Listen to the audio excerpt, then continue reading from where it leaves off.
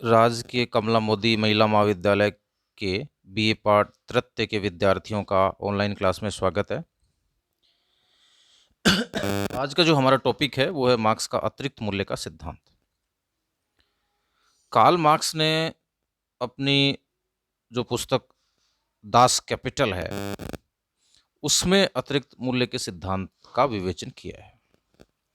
तो एक तो हमें उनकी पुस्तक को ध्यान में रखना है जिसमें उन्होंने अतिरिक्त मूल्य के सिद्धांत को दिया है, और ये पुस्तक कौन सी है? Das Kapital. देखिए, मार्क्स का जो उद्देश्य था वो पूंजीवाद का अंत करना था। पूंजीवाद का अंत करने के उपाय बतलाने के पहले उसके द्वारा पूंजीवादी व्यवस्था का व्यापक अध्ययन किया गया है। जो अर्थशास्त्री उसके विचारों से सहमत नहीं हैं उनके द्वारा भी मार्क्स के अध्ययन की गंभीरता और विश्लेषण की सूक्ष्मता को एक्सेप्ट किया गया है। इस संबंध में उसका सर्वाधिक महत्वपूर्ण विचार अतिरिक्त मूल्य का सिद्धांत है, लेकिन उसे समझने के लिए मूल्य के श्रम सिद्धांत को जानना जरूरी है। और मूल्य का जो श्रम सिद्धांत है इसको मार्क्स ने इस प्रकार से समझाया है। मार्क्स के अनुसार जो है प्रत्येक वस्तु के साथ दो प्रकार के मूल्य जुड़े रहते हैं, उपयोगी मूल्य और विनिमय मूल्य। उपयोगी मूल्य क्या क्या होता है? एक वस्तु मनुष्य के लिए कितनी उपयोगी है, उसके द्वारा व्यक्ति को कितनी तथा किस प्रकार की आवश्यकता की पूर्ति होगी, इससे उनका उपयोगी मूल्य निर्धारित होता है। जैसे कि प्यासे व्यक्ति के लिए पानी का निश्चित रूप से बहुत उपयोगी मूल्य है, जबकि एक अन्य व्यक्ति के लिए जो प्यास का अनुभव नहीं कर रहा है पानी के उपयोग का कोई मूल्य नहीं है। विनिमय मूल्य की बात जहां तक करते हैं, विनिमय मूल्य का प्रश्न तब उपस्थित होता है जब किसी वस्तु को बाजार में बेचा जाता है।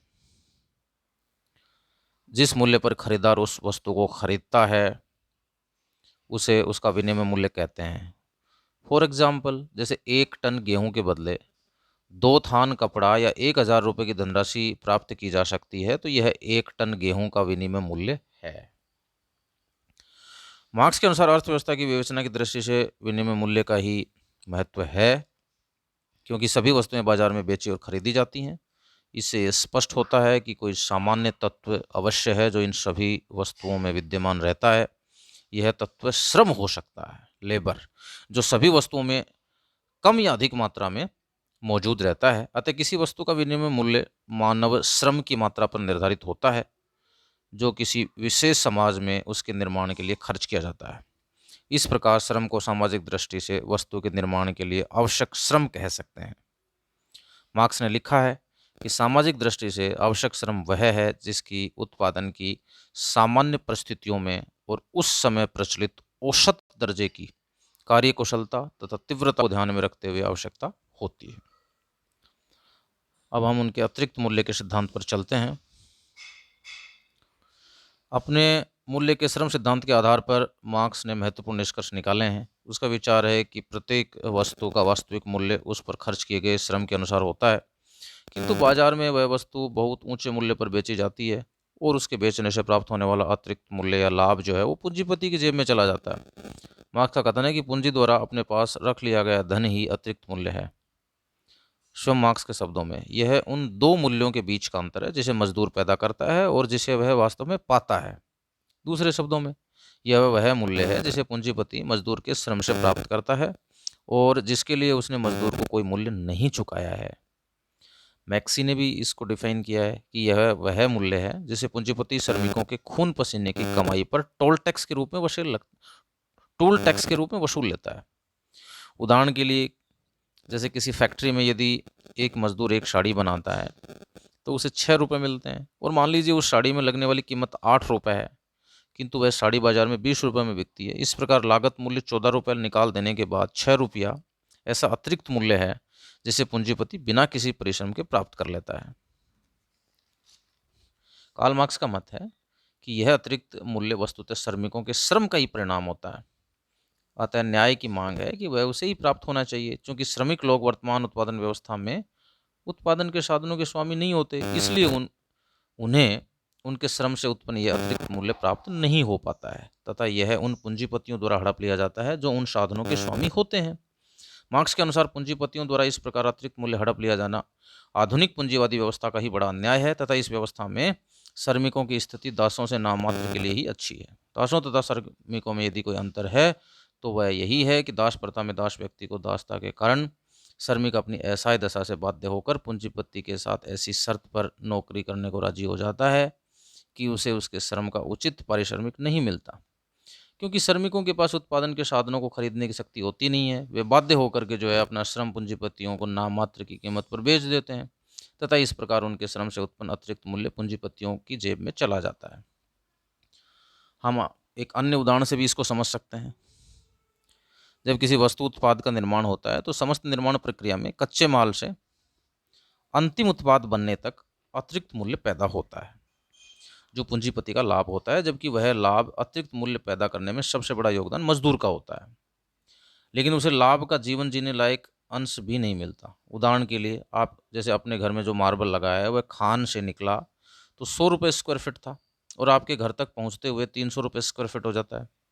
ये 200 रुपये में अधिकतर पूंजीपति का लाभ ही होता है। पूंजीपति कहता है कि खान उसकी है, तो ये सही नहीं है, क्योंकि प्राकृतिक संसाधन किसी एक व्यक्ति के न होकर सबके होते हैं। सरकार द्वारा इन संसाधनों का मनमाना आवंटन या बंदरबाट जो कर दी जाती है वो गलत है। इस लाभ का अधिकतर हिस्सा पूंजीपति रख लेते हैं और मजदूर गरीब का गरीब रह जाता है। इस लाभ और सरकार के सहयोग से पूंजीपति और अमीर बन जाता है और दुनिया को यह समझाता है कि वह अपनी मेहनत और दिमाग से अमीर बना है, जबकि उसके अमीर बनने का कारण सरकार या सत्ता पक्ष का सहयोग, सरकारी नीतियों को अपने पक्ष में करवा लेना, प्राकृतिक जो संसाधन है जैसे कोयला, कच्चा तेल, जंगल, जमीन, खाने का आवंटन, मजदूरों की दिन रात की मेहनत, उन्हें उचित मजदूरी का भुगतान नहीं करना, टैक्स चोरी, काला धन, बैंकों से आसान शर्तों पर लोन मिलना आदि होते हैं। हमारे देश में गरीब हो रहा है और अमीर हो रहा है। सरकारें पूंजीपतियों का साथ देती हैं और वे शोषण करते हैं। पूंजीवादी आर्थिक व्यवस्था में कायिक श्रम फिजिकल लेबर का सम्मान नहीं होता, बल्कि पूंजी का ही सम्मान होता है। आज न्यूनतम मजदूरी 173 रुपये प्रतिदिन है। जरा सोचिए, इतने रुपए में कोई कैसे अपने परिवार को पाल सकता है। सरकार industrial dispute act 1947, trade union act 1926, minimum wage act में परिवर्तन करके श्रम कानूनों को लचीला बना रही है, जिससे श्रमिक संगठन कमजोर हो जाएं और पूंजीपति उनका मनमाना शोषण कर सकें। वे हायर एंड फायर की नीति अपना रहे हैं। जैसा कि अभी हाल ही में यूपी गवर्नमेंट ने भी रिलैक्स किया है श्रम नियमों को। गांधी जी ये मानते हैं कि जो धन पूंजीपतियों ने समाज से कमाया है उन्हें अपने आप को उस धन का ट्रस्टी मानना चाहिए और इस धन को समाज के कल्याण में खर्च करना चाहिए, जबकि मार्क्स का कहना है कि पूंजीपति इस धन को आसानी से छोड़ने वाले नहीं हैं। क्रांति से ही उस धन को छीनना होगा।